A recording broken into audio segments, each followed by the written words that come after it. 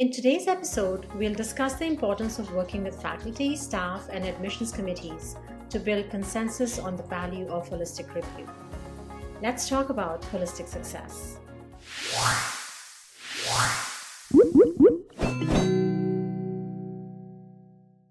Hi everyone, I'm Anju Visen-Singh, VP of Product and Marketing at Acuity Insights. Welcome to this episode of our Holistic Success Show. Here with me today is Jenna Downey, a great colleague, a favorite colleague. She is a holistic success advisor at Acuity Insights. She brings tons of hands-on experience from her time as an admissions professional at Dalhousie University in Canada, where she helped re-engineer the admissions process. Jenna has overseen the shift toward a holistic approach, incorporating both academic and non-academic attributes to ensure programs select students who not only excel academically, but also have the soft skills that are required for future success. Welcome, Jenna, and welcome again, and I'll welcome you again and again on the podcast. It's good to be here, Anju.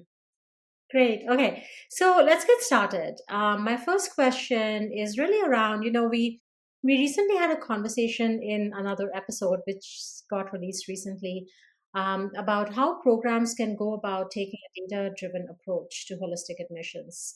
In that episode, we touched briefly on how to engage stakeholders and how that is a first step that any admissions professional can take to adjusting the admissions process.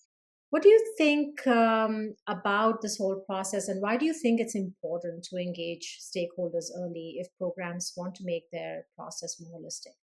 Yeah, I think like from my own experience, obviously, one of the big things is identifying really what you want to change in your missions process. Like maybe it's a component that you're not looking at that you want to add, or maybe a component that you want to change.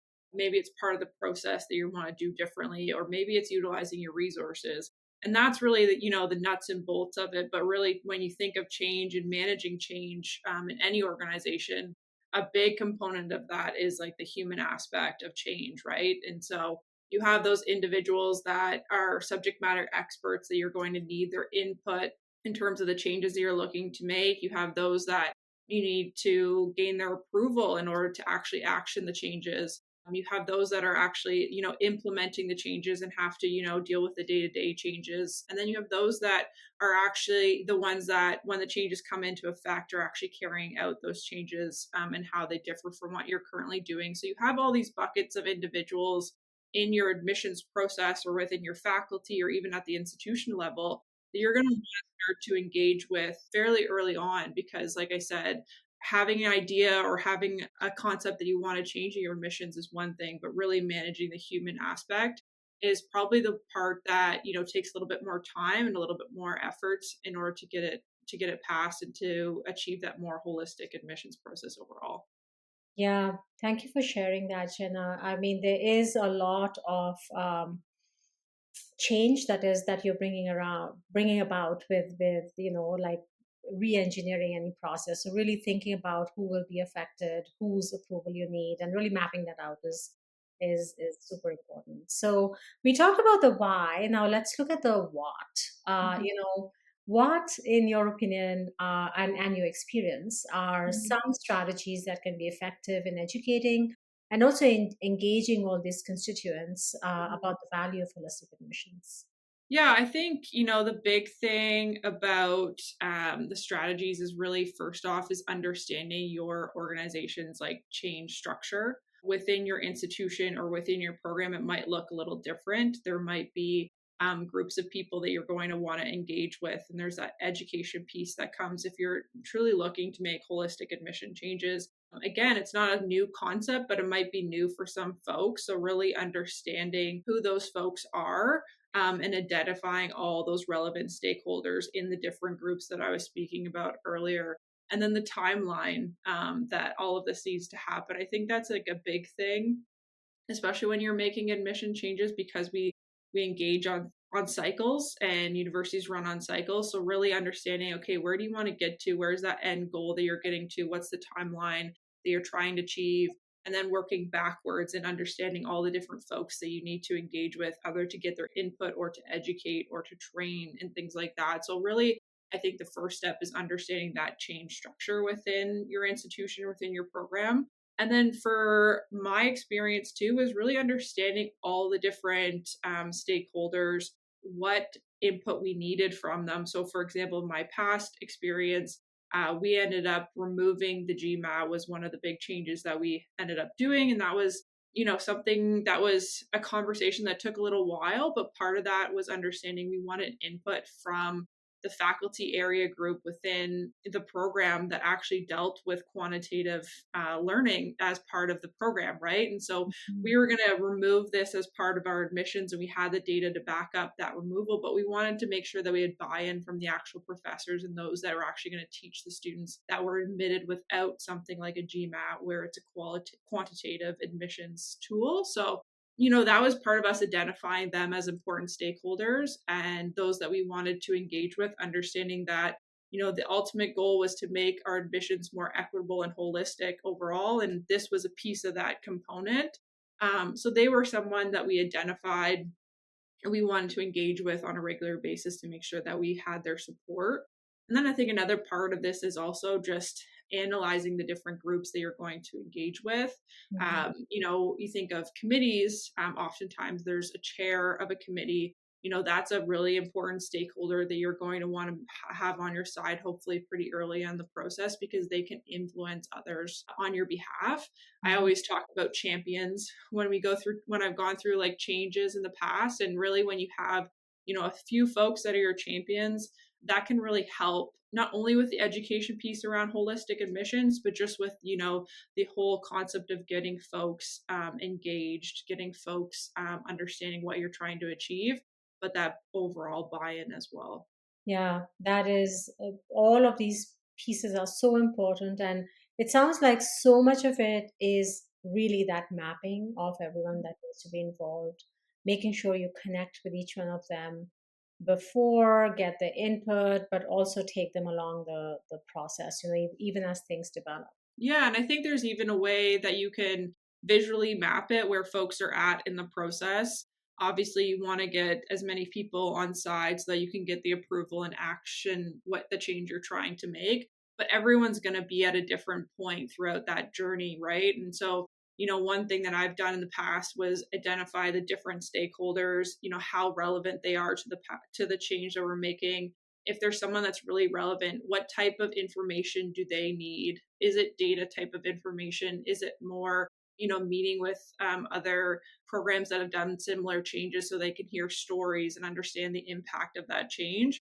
So, depending on the stakeholder and the relationship between them, you're able to kind of see visually where folks are at. And then you're able to then strategize strategically based again on that overall timeline that you're trying to achieve, of how you can properly message to those individuals or groups of individuals so that you're able to hit that timeline that you're trying to hit. Yeah, amazing. Okay, so you talked about champions, and they are so critically important because they help spread the word and take the some of the other constituents along.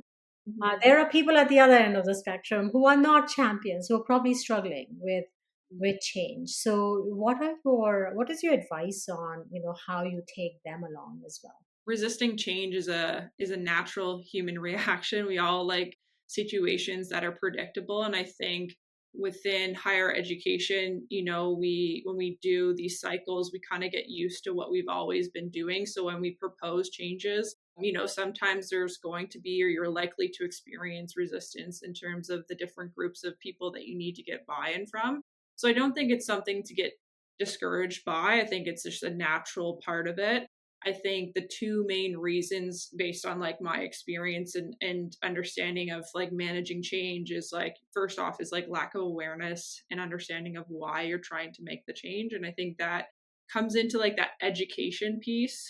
And so I think, one part of it is just making sure that the folks that need to be aware of the change and why you're trying to make it are part of the conversation. And that doesn't mean that everyone has to be in on every meeting. It just means making sure that those that need to be aware of what you're doing are aware of what you're doing and why you're doing it. So it goes back to that, why factor, and making sure you have a clear understanding of that even before you begin. And then I think the second one in terms of resistance is some folks don't understand it. Like there's the what's in it for me kind of concept, right? And so when you think back to like my example around the GMAT or implementing tools such as Casper, some folks that come to the table that you need to get buy-in may not understand the impact that that change is going to have on them in terms of, the types of students you're going to bring in, or if it's one of your admission staff, how is this change going to affect their day-to-day experience as an admissions professional? So I think that what's in it for me really comes to that tailored approach. And then when you understand those people that you need to get buy-in, some people you need to be a little bit more direct with and specific with. Other folks you can be, again, a little bit more high level with. But as long as they understand that, why they are trying to make that change and the awareness of the change, and then what's in it for them in terms of, the outcome piece of the change as well, I think those are two big parts of it. And then in my experience, utilizing those champions as much as you can, because sometimes message coming from peers or individuals that you've trusted over time can be really helpful. But I think, Yes, absolutely. And sometimes the resistance is coming from a very valid place, and it also gives you a chance to, consider what might be coming at you from the resistance, if you will. And really maybe it makes some adjustments to either your messaging or your approach or your process. So yeah, I was gonna say, I think folks often do, come from a place of wanting to help, right, and wanting to understand. And so I think your point is very important in terms of making sure that they have space to give their feedback. I think, in the past, I've used things such as like surveys or, different feedback mechanisms where they can, understand that the change that you're trying to make, and then take a second to digest that change, understand what it's in, like how it's going to impact their day to day, and then provide, constructive feedback. And like you're saying, then you can adjust as you go through the process and make sure that you're consulting with all those folks and the feedback that they have. thanks for sharing that, Jenna. So, now let's move to admissions committees. And these types of committees present a unique challenge in that members keep, rotating and changing over time. And this requires frequent education and re education and more re education. So, how do you recommend approaching admissions committees to, either protect an existing process or to make a change towards a more holistic sort of process going forward?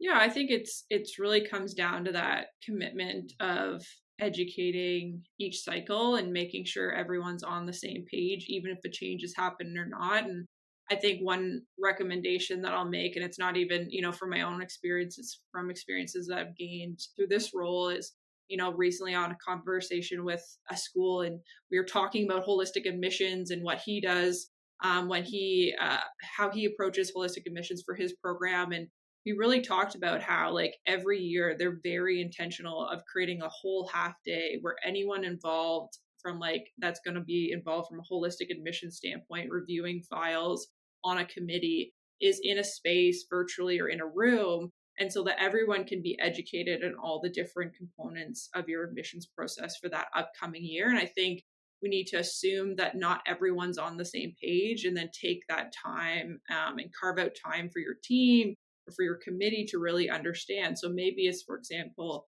discussing how the program views holistic admissions, and then what is that process in terms of looking at an applicant, in terms of matching that up, and how does that relate back to in program success and then career success. And so really it's about, like I said, is taking the time to make sure that everyone is on the same page by utilizing different educational methods, whether that's, creating videos or creating little modules. I know from my own experience, it was about making sure everyone on our committee had gone through different implicit bias training and things like that. But it's really about being intentional and understanding that it needs to happen more frequently than you even think, because committees have turnover, which is great, because I think, that different input when that turnover happens is very important. But I think making sure that there's an education piece almost like tied into your whole admissions process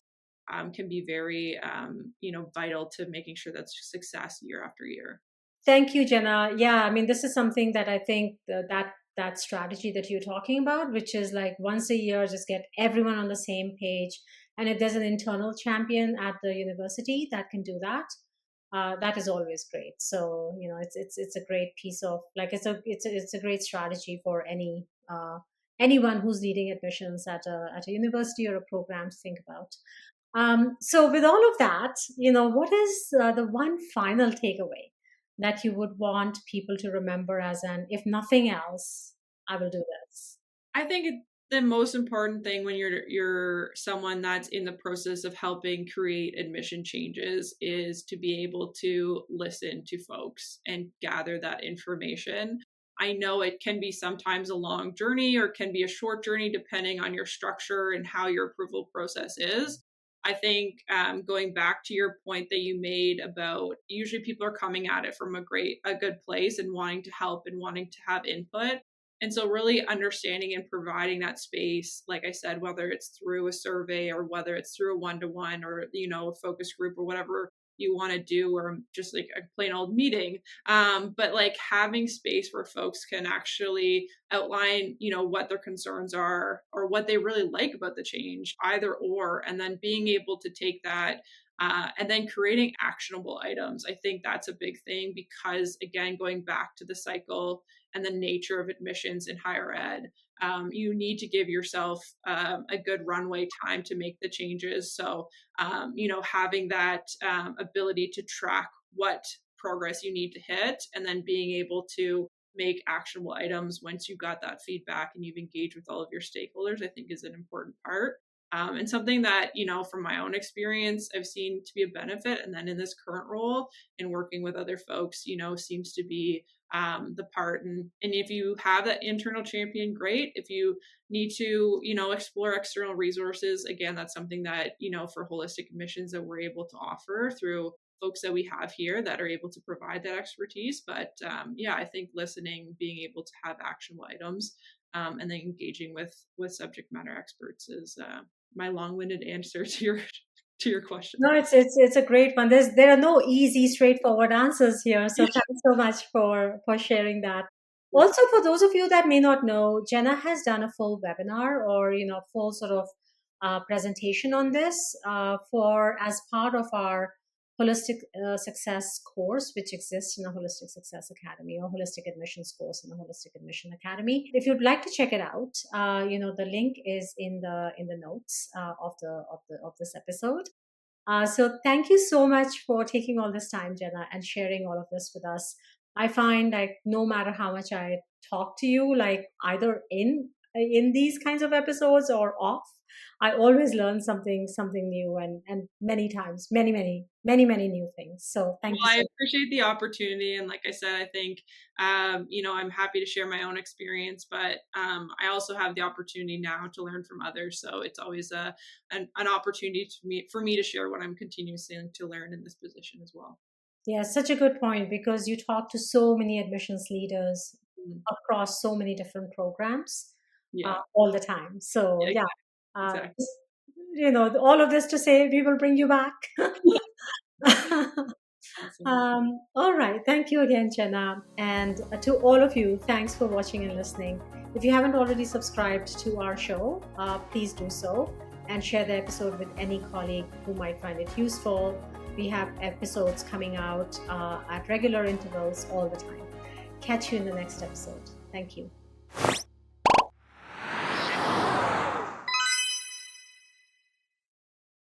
If you enjoyed this episode of the Holistic Success Show, please be sure to check out our other episodes. We have episodes coming out regularly all the time, so please be sure to subscribe so that you can stay up to date on all things related to student and program success in higher education.